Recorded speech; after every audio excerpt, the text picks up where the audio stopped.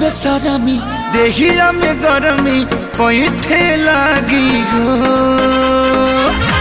कमरिया ऐठे लागी हो नस नस बैठे लागी हो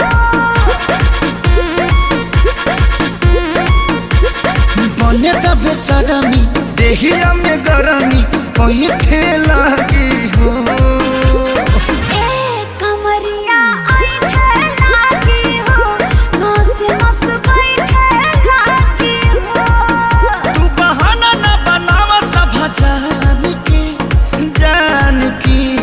जान के टूट जाए राजा जी